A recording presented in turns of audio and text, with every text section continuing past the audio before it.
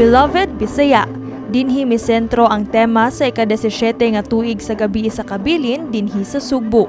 Ang Gabii sa Kabilin gipasaugdahan sa Ramon Aboitiz Foundation Incorporated kaniadtong 2007 pagpasigarbo sa kasaysayan ug kultura natong mga Sugbuanon. Kini subay sab sa pagpahigayon sa National Heritage Month, igug pagpahinumdum sa publiko sa pagsuporta sa mga heritage sites sa Cebu. Lakip na niini ang mga balay nga natukod pa kaniadtong 1850s sama sa Casa Gorordo Museum nga nagtanyag sa mga karaang gamit sa usa ka panimalay panahon sa Spanish colonial period. Gani dunay mga Sugbuanon nga nipakita silang suporta sa atong kultura pinaagi sa pagsulob og traditional nga mga outfit. In cultural events like this, I think it's very important for people to remember that history is alive when you wear them. So if you wear historical clothes now, you will feel how our ancestors felt, and you get to understand how everyday history is. It's not just important people during important events. It was the everyday people who walk the streets that we are walking right now in Gabii sa Kabilin. Syempre, dili mawala ang pagkahilig sa mga Cebuano sa mga kalingawan. Nagkadayang Filipino cultural dances sab ang gipasundayag sa Plaza Subo grounds sama sa pandango sa ilaw, tinikling ug uban pa. Laing cultural performance sab ang gipakita sa mga dancers gawas sa Yap San Diego Ancestral House. Lakip sa mga highlights sa Gabii sa Kabilin, ang Tartanilla Ride. Diin mao kini ang usa sa mga labing karaan nga mode of transportation dinhi sa dakbayan sa Sugbo. Giablihan sab sa unang higayon sa publiko ang BPI Museum nga gilinyahan gyud sa mga Sugbuanon. Ang BPI Museum ang labing unang bank museum sa Sugbo diin makita ang mga karaang Philippine coins, banknotes, vaults, teller stations, ATM machine ug uban pang historical bank artifacts. Cebu has rapidly grown for the past 100 years, and BPI is part of that growth and a way of thanking the public for the 100 years of patronage to BPI. We are opening our BPI Cebu Museum, a collection of how rich BPI is, no?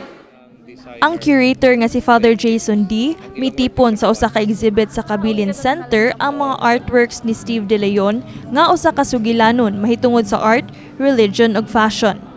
Pinaagi sa tema sa gihimo sa artist nga may tungod sa iyang pagpamalandong sa atong relihiyon, isip mga Katoliko nga deboto ni Santo Niño ug sa Virgen Guadalupe. Iyang gipakita pinaagi sa iyang mga artworks, sa iyang mga sanina, ang iyang interpretasyon may tungod sa atong kasinatian, pag-abot din sa Kristyanismo, sa atong nasod. Pipila sab ka mga Cebuano designers ang nagpakita sila mga talento sa pag-apil sa konsepto sa Katolisismo ngadto sa ilang gidesign nga mga sinina. So sa kong concept is it was inspired by Blessed Virgin Mary, that's what I said kanina. So instead of black, I choose purple as the color of Lenten. Ang concept jud ako niya is ang Eche Homo, which is ang usa sa mga 3 gifts nga gihatag sa Spaniards sa mga Cebuano before. So as you can see, naa diri ang kanang symbolism ni Jesus, the crown of thorns, and kanang Sacred Heart. Ang Vispop artist nga si Jerica Chodorico ni perform sab sa iyang sikat nga mga Bisaya songs.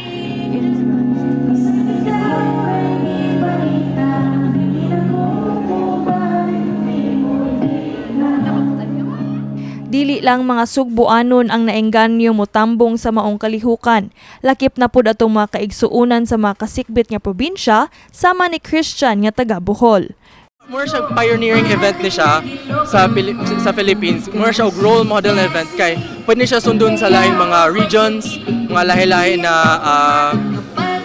mga provinces. Kay kani siya nga event, first time ko nakadung ani, and nakita ko nga unsa siya kanindot, unsa siya nakapalambo sa kanang history, sa culture, and sa arts sa Cebu. Ang Gabii sa Kabilin o sa Gabii nga mas mipaligon sa atong pag-ila sa atong kaugalingon isip Sugbuanon. Apil na ang atong kagahapon nga makaingon gyud ta nga kita proud Bisaya. Kini si Queenie Joligon alang sa MyTV, Cebu.